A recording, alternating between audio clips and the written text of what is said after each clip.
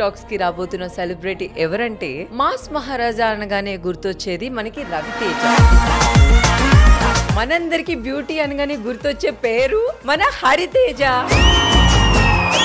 First మిమ్మల్ని చూడగానే నాకు హరితేజ అని పిలవాలని అనిపించింది. మా ఇంటి పక్కన అమ్మాయి, మా ఇంట్లో అమ్మాయి, మా అక్క, మా చెల్లి, మా పిన్నే ఇంకక్కడితో ఆగు.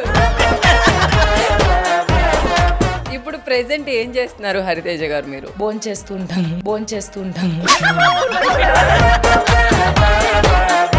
ఎందుకు మొత్తం టీవీని వదిలేసి మొత్తం మూవీ సైడ్ వెళ్ళిపోయారు మీరు?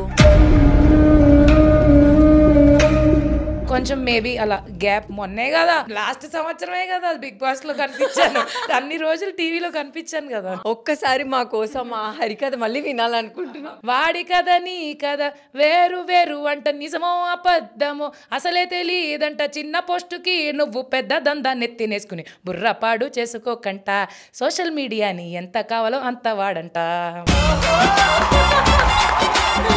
వద్దురా నాకు ఈ బిగ్ బాస్ హౌస్ అని అనిపించిందా మీకు ఏదైనా ఒక రోజు? సీజన్ 1 లో అస్సలు అనిపించలే, సీజన్ 8 లో ఎవ్రీడే అనిపించింది.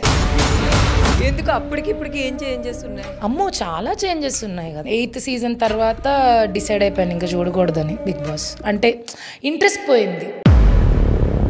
ఇప్పుడు బిగ్ బాస్ 9 లో మిమ్మల్ని పిలిస్తే మళ్ళీ వెళ్తారా? జనరల్ గా తూర్పు మాత్రమే తిరుగుతారు కదా, నేను అన్ని సైడ్లు తిరిగి దండం పెడతాను.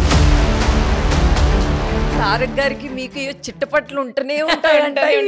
మొన్న దేవరాలో కలిసినప్పుడు కూడా శివ కొరటాల గారిని పిలిచి, ఈ అమ్మాయిని ఎందుకు పెట్టుకున్నారు సార్, ఈ అమ్మాయికి యాక్టింగ్ రాదు, ఈ అమ్మాయిని పెట్టుకో. ఓకేలే తారక్ గారు, మీరు బిగ్ బాస్ ది మనసులో పెట్టుకున్నారు. ఆయన ఇప్పటికీ ఆ డైలాగ్ నాకు ఇప్పటికీ చాలా ఇష్టం. మా కోసం ఒక్కసారి. జీవితంలో నచ్చినోడు ఒకడు ఉంటాడు, వచ్చినోడు ఒకడు ఉంటాడు. అందరికి నచ్చిన వాళ్ళు రారే, వచ్చిన వాళ్ళతో సర్దుకుపోయి దీపం ఆరుకొని సంసారం చేసుకుంటే బతుకు చల్లగా ఉంటది. మీరు సక్సెస్ లో ఉన్నప్పుడు ఎలా ఎంజాయ్ చేశారు? ఒక ఫెయిల్యూర్ ని మీరు ఎలా దాన్ని బ్యాలెన్స్ చేశారు? బ్యాలెన్స్ ఇస్ సంథింగ్ నాకు మా ఇంట్లో వాళ్ళ నుంచే చాలా మందికి బ్యాలెన్స్ చేయడం తెలియక డిప్రెషన్ కి వెళ్ళిపోవడం. సమస్య వస్తేనే కదా నేర్చుకునేది, కింద పడితేనే కదా మళ్ళీ లేచేది. నేను పడకూడదు అంటే ఎలా కుదురుతుంది?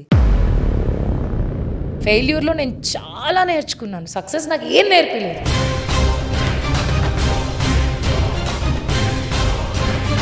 Everybody should go through failure to become more successful again. రాత్రి అయ్యాక పగలు అవ్వాల్సిందే కదా, రాత్రిలోనే ఎలా ఉండిపోగలుగుతాం? కర్మ అనేది ఉందని మీరు నమ్ముతారా హరితేజ? నేను ఖచ్చితంగా నమ్ముతాను. ఖచ్చితంగా it will hit you one day or the other, or some way or the other. ఆ వే ఏంటి, ఎలా వస్తుంది, ఏ దారిలో వస్తుంది అనేది నీకు తెలీదు, వస్తుంది. సో మీకు ఇష్టమైన దేవుడు ఎవరు హరితేజ? చిన్నప్పటి నుంచి శివుడే. Me out of all the problems, all the things. Bigg Boss season 8 నుంచి బయటకు వచ్చిన తర్వాత కూడా 3rd 4th day I went off to Kashi. ఇప్పుడు శివుడు నీ దగ్గరికి వచ్చి హరితేజ నీకేం కావాలి అని అడిగితే నీతో తీసుకెళ్ళిపో అంట. అంటే చచ్చిపో అలా కాదు, I want to be with him. ఆయన ఉంటే చాలు, ఇంకెవ్వరు అవసరం లేదు అనిపించేంతలాగా పట్టేసుకుంటాడు. అందుకే కదా Bhola Shankar.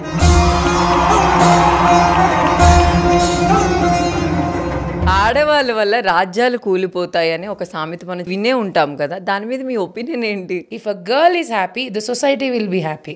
If you disturb a girl, ప్రకృతితో అమ్మాయిని ఎందుకు పోలుస్తారు? నువ్వు నేచర్ని కాపాడుకుంటే అది నిన్ను కాపాడుతుంది, లేదంటే భూకంపాలేగా.